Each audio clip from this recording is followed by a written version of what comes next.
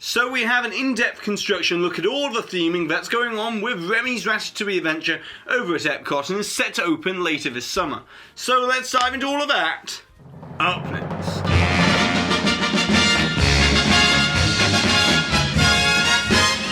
This video is sponsored by Mickey Travels, a platinum level authorized Disney vacation planner which can take the hassle out of all of your vacation planning. So visit the link in the description box to get your free quote today. Hi there Waltoneers, I'm Jack and this is of course DSNY Newscast, and let's get straight into it for today. So this year at Walt Disney World we have two big ride openings with two similarities, as both attractions will be using trackless ride vehicle technology and both of them will be centered around beloved rodents, with the first being Mickey and Minnie's Runaway Railway on March 4th, which we'll be discussing in depth very soon, and the second is Remy's Ratatouille adventure opening this summer at the back of the France Pavilion. Now personally, I am more excited for Mickey and Minnie's Runaway Railway as it's going to be a completely new attraction, showcasing cutting-edge 2.5D projection technology. But in terms of construction, Remy's Ratatouille adventure is definitely the more ambitious project, as it's not just the ride, but it's also an expansion to Epcot, which will see a newly themed Parisian cul-de-sac as well. And that's what we'll be discussing for today, as the actual attraction itself will almost be a direct clone of the attraction that opened at Walt Disney Studios Park in Disneyland Paris in 2014. With the only difference being that in Walt Disney World, when you disembark and exit, you won't pass by the Chez Remy restaurant, as this Epcot version does not include the immersive table service restaurant that shrinks you down to the size of a rat on the rooftops of Paris. So apart from that, everything else will be nearly identical in the attraction, including the use of 3D glasses, oversized physical set pieces, and apparently the Epcot version will use the same audio track, meaning that it will have the narration both in English and French, which is absolutely necessary in Disneyland Paris to cater to the two main markets. But in Walt Disney World, I see it as a bit of a missed opportunity for additional story, jokes,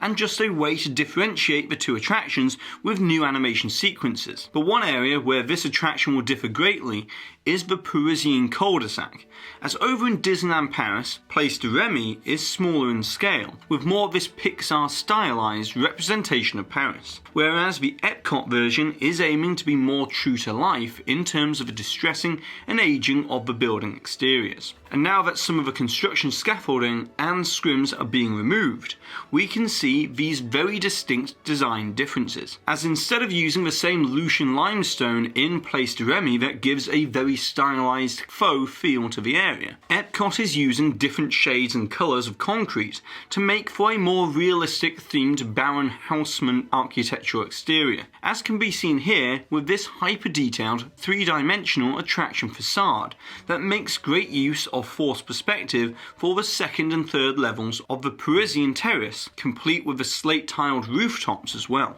However, the attention to detail makes Imagineering's design choice to use 2-dimensional flats at the back all the more noticeable, as despite the distance and layered approach brilliantly tricking the eye from the ground level, from the Skyliner, this illusion is going to be completely broken. Now I know that the Skyliner isn't perfect, and it provides guests with views into areas which are backstage and thus are not meant to be themed. But with the Skyliner traversing so close to this area, I personally would have preferred to see the 3-dimensional exterior carried across the whole attraction facade. But of course, the massive show building was always going to be problematic. So perhaps there was no reasonable solution to this problem, especially when having transportation travel so close to the forced perspective theming. But now we come to the layout of this Ratatouille courtyard area at Epcot, and since I first reported on this in 2017, with the release of these South Florida Water Management District permit filings, the layout of the area has changed quite a bit. As in 2017, there was only ever meant to be a small crepe stand, and this building here would have been the restrooms alongside the stroller parking. But throughout 2018 the project remained fluid,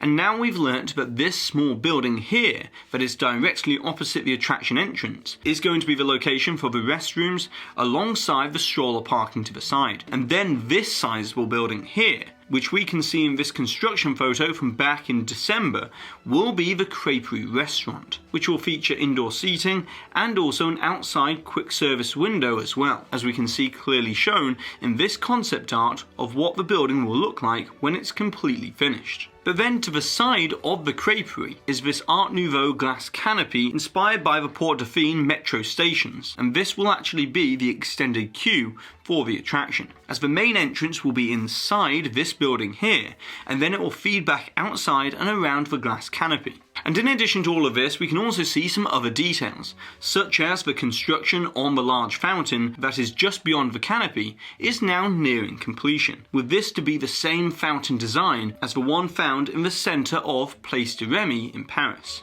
And then elsewhere, there is also a lot of extra theming being applied to the back of the existing France Pavilion buildings, with these faux windows and shutters being added, along with the beginning of the cobblestone pavement that will be featured throughout. Although the one reservation that I still have about this expansion is the guest flow in and out, as there's only this 25-foot wide walkway that has to accommodate two-way traffic that might lead to some congestion in and out of the area. But we'll have to wait and see how that is eventually resolved alongside this one part of the building here that is still yet to be themed. But now we come to the last thing to talk about, and that is the Gusto's restaurant signage that was installed around 2 weeks ago. And it's actually an exact replica of the signage that can be found in Disneyland Paris. However, what is important about seeing this signage outside is the fact that later on within the queue area, you're going to come across it again, as you'll supposedly have climbed up to the rooftop and will see the signage come to life, just like out of Ratatouille. So overall, that's everything that we can see about the construction of Remy's Ratatouille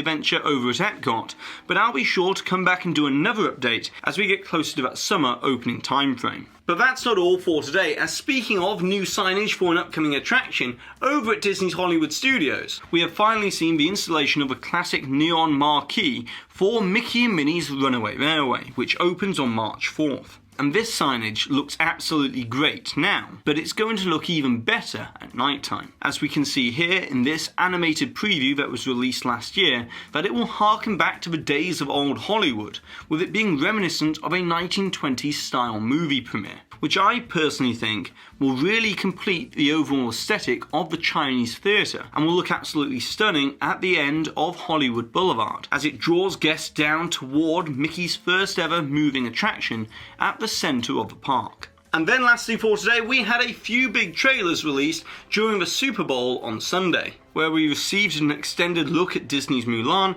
and Marvel's Black Widow. But they didn't really offer much in the way of major revelations beyond what we'd already seen in past trailers. But the big reveal was of course our first look at the Marvel TV shows that will be exclusively streaming on Disney Plus beginning this year, as we had our first look at Falcon and the Winter Soldier, which showed us a few glimpses at Sam Wilson and Bucky Barnes coming to terms with a new reality post-blip. But then the most creatively intriguing has to be WandaVision, that will play directly into the narrative of Doctor Strange 2 and the Multiverse of Madness, as we see Wanda and Vision living out their life together, but split across alternate realities, played within the constructs of a TV sitcom throughout the 1960s, 1970s, 1980s and 1990s. And then lastly, we just have this one scene tease for the all-new Loki series that will be arriving in 2021. But overall, I'm very excited to see what Marvel brings to the table in terms of Disney Plus,